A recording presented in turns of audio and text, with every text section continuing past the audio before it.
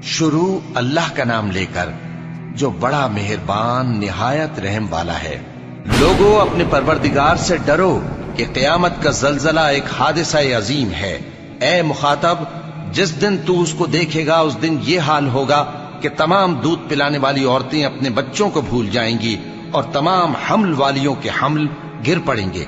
और लोग तुझको मदहोश नजर आएंगे, हालांकि वो मदहोश नहीं होंगे बल्कि अजाब देखकर मदहोश हो रहे होंगे। बेशक अल्लाह का अजाब बड़ा सख्त है। और बाज लोग ऐसे हैं जो अल्लाह की शान में इल्म के बगैर झगड़ते और हर शैतान सरकश की पैरवी करते हैं, जिसके बारे में लिख दिया गया है कि जो उसे दोस्त रखेगा तो वो उसको गुमराह कर देगा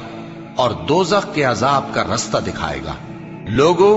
अगर तुमको मरने के बाद जी उठने में कुछ शक हो तो हमने तुमको पहली बार भी तो पैदा किया था, यानी इब्तिदा में मिट्टी से, फिर उससे नुतफा बनाकर, फिर उससे खून का लोथड़ा बनाकर, फिर उससे बोटी बनाकर जिसकी बनावट कामिल भी होती है और नाकिस भी, ताकि तुम पर अपनी खालिकियत जाहिर कर दें।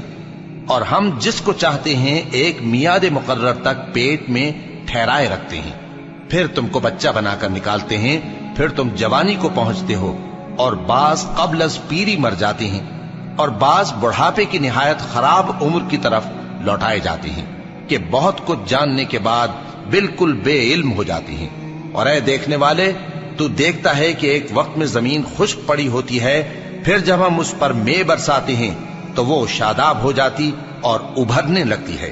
और तरह तरह की बारौनक चीजें उगाती है। इन कुदरतों से जाहिर है कि अल्लाह ही कादिर मुतलक है जो बरहक है, और ये कि वो मुर्दों को जिंदा कर देता है, और ये कि वो हर चीज पर कुदरत रखता है, और ये कि क़यामत आने वाली है उसमें कुछ शक नहीं, और ये कि अल्लाह सब लोगों को जो कब्रों में हैं जिला उठाएगा। और लोगों में कोई ऐसा भी है जो अल्लाह की शान में बगैर इल्म के और बगैर हिदायत के और बगैर किताब रोशन के झगड़ता है और तकब्बुर से गर्दन मोड़ लेता है ताकि लोगों को अल्लाह के रास्ते से गुमराह कर दे। उसके लिए दुनिया में जिल्लत है और क़यामत के दिन हम उसे अजाब आतिश सोज़ा का मजा चखाएंगे। ऐ सरकश, ये उस कुफ्र की सजा है जो तेरे हाथों ने आगे भेजा है, और अल्लाह अपने बंदों पर जुल्म करने वाला नहीं।